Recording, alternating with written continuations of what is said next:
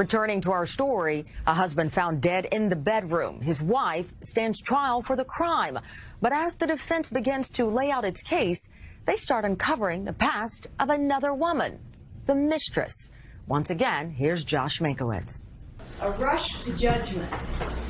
That's why we're here today. Now it was the defense's turn, and attorneys would argue that police had tunnel vision by focusing on Grace Pianka and ignoring the person truly responsible. Alicia Dominguez and Ulysses Farragut represented Grace.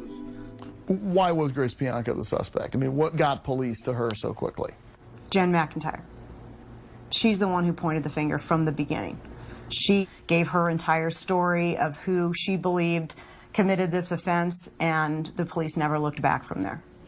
In a third-party defense, Grace's lawyers would take on the role of prosecutor, essentially charging Adam's mistress with murder. If you're a police investigator, you just use your common sense and logic, and it'll lead you down a path. And that's all we did. And every time we went down this path, we would find these little nuggets leading us back to Virginia McIntyre.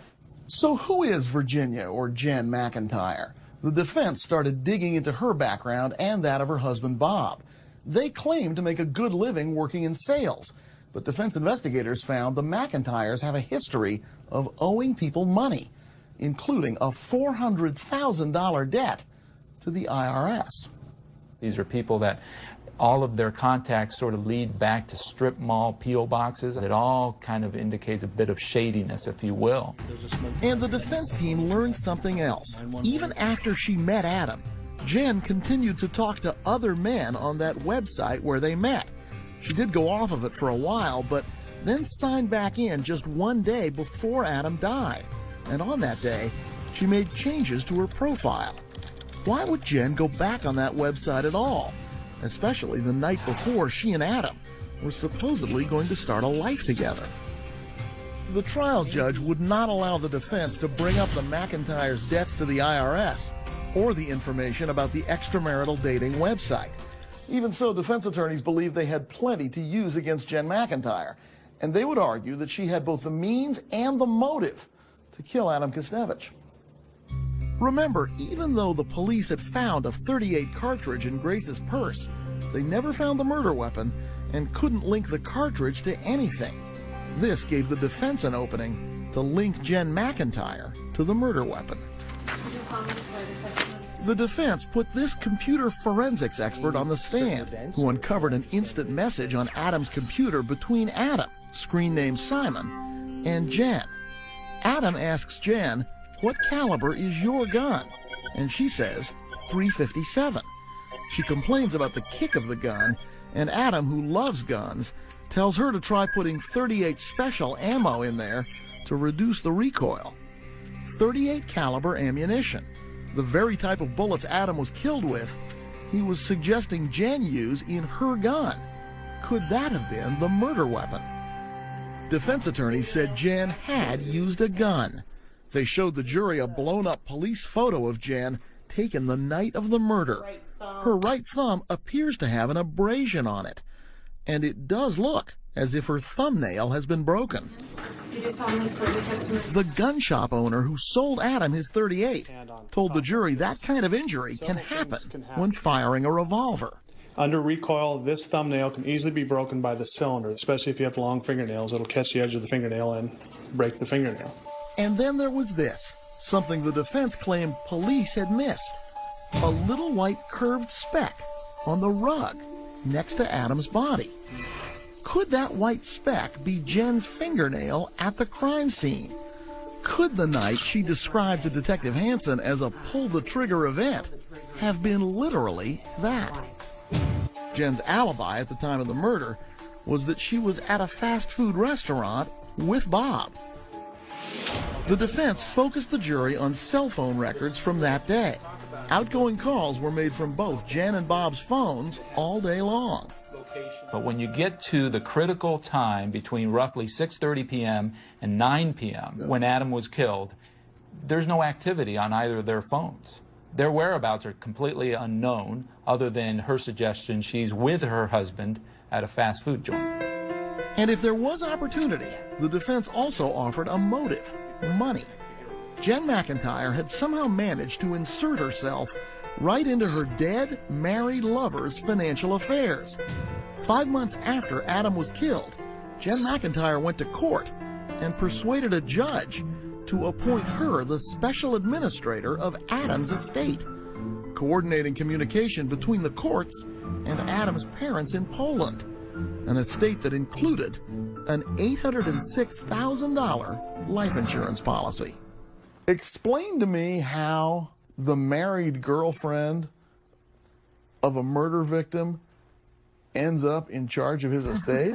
Yeah, that's just one of the great mysteries, because I got to tell you, common sense dictates to me that if I were having an affair with someone and they end up dead, I probably would like to have as little involvement from there on out.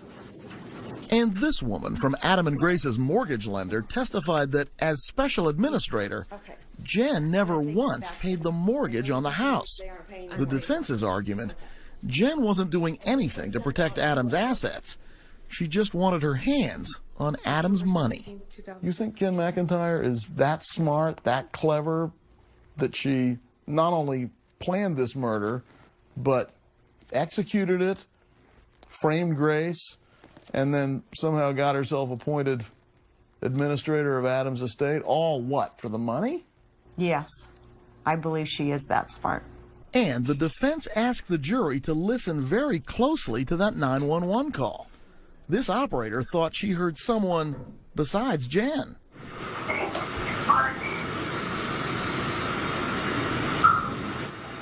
Is there another voice then? No. Can you stop it right there? The defense argued that voice was saying, "Think money." They played a slowed-down version. Was it possible Jen's husband Bob or another man was with her outside the house when she made that call, reminding Jen to keep her eye on the prize and think money? The defense attacked the work of rookie lead investigator Brian Hansen, starting with how, from the beginning, Hansen completely bought Jen McIntyre's story. You never investigated her background? No, I did not.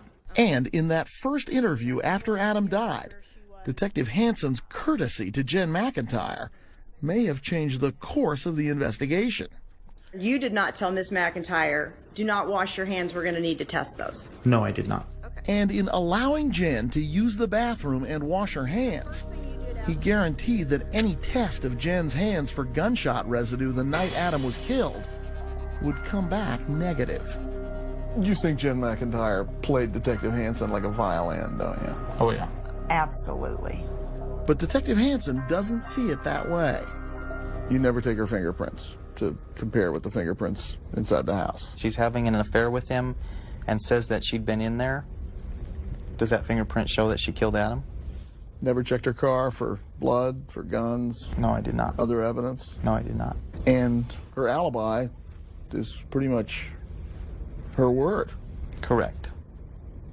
You didn't think she was a suspect? No, I had nothing other than what if pointed that Jen did this murder. Did police focus immediately on Grace as a suspect? Detective Hansen says yes, because all the evidence pointed to Grace. Did you ever look at the whole issue of whether or not Jen had any financial motive in wanting Adam dead? No, I did not. You wish you had? I guess at face value, just in court to answer that question, but I don't think I messed up by not doing that. You know, where's the jump that, hey, we'll murder Adam, we'll frame his wife, police won't think I did it, and I'll become the special administrator to his estate and we'll ride off into the sunset with the life insurance? You got to line up a lot of things to make that happen. The defense believed it had shown that Jen McIntyre had the opportunity, the motive, and maybe even the weapon that killed Adam Kostevich. Now the accused, his wife, Grace Bianca, would take the stand to try to convince the jury that whether or not Jen committed murder, Grace did not.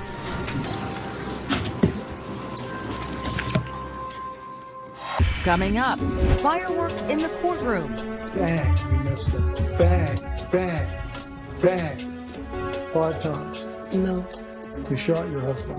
When in the Bedroom continues.